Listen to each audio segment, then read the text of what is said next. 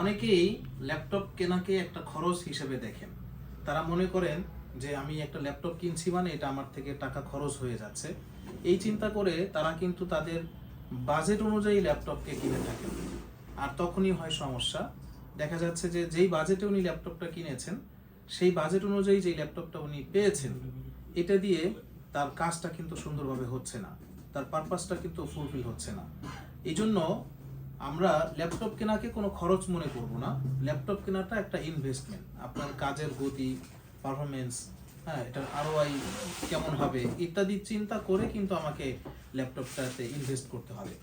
তখন আমার বাজেট অনুযায়ী নয়, বরং এটাকে কাজের পারপাস অনুযায়ী আমাকে ল্যাপটপটা কিনতে হবে। তো আপনার কাজের জন্য কোন ধরনের ল্যাপটপটা বেস্ট হবে, কোনটা ভালো হবে এবং কোনটা পারফেক্ট, সব মিলে এই ধরনের পরামর্শের জন্য আপনি আমাদের গালিবস ল্যাপটপে যোগাযোগ করতে পারেন। আমরা বাজেট নয়, বরং কাজের ধরন অনুযায়ী, পারপাস অনুযায়ী ল্যাপটপ প্রোভাইড করে থাকি।